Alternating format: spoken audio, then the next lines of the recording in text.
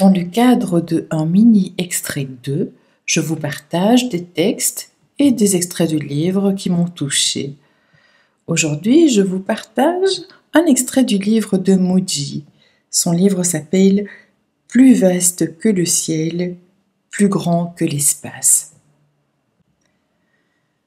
Bien que la liberté n'implique pas de faire de grands sacrifices, il est vrai qu'à certains moments clés de votre vie, vous aurez peut-être à établir des priorités. Comme je le dis parfois, la liberté est gratuite, mais elle a un prix. L'introspection vous permet de démasquer la voix intérieure qui continue de dire « Je veux cette histoire de liberté, mais j'ai aussi vraiment envie de succès ».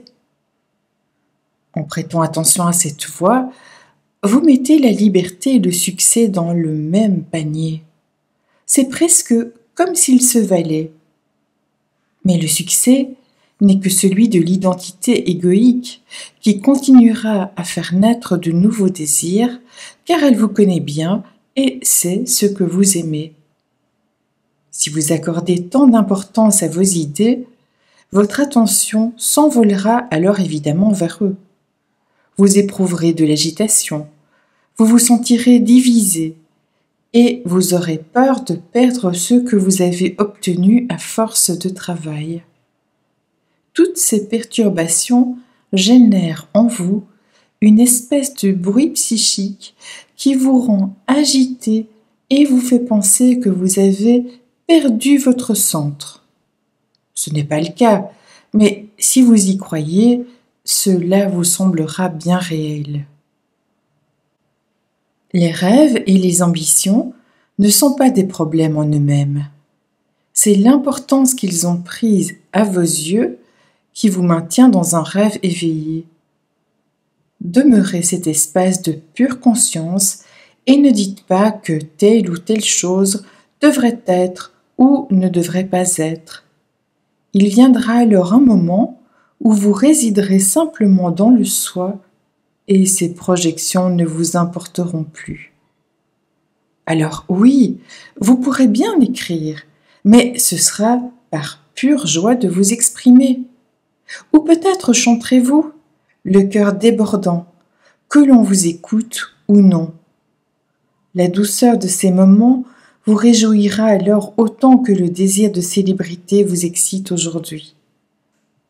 Il y a une joie omniprésente dans le soi. Les rêves laisseront place à une paix constante, un amour inépuisable et une vie sans fin. Certains êtres sentent que leur liberté est compromise dès qu'ils reviennent à un monde plus structuré qui leur impose des exigences et des limitations. Il arrive qu'ils se demandent alors « Me faut-il abandonner ma carrière afin d'être totalement présent et libre ?»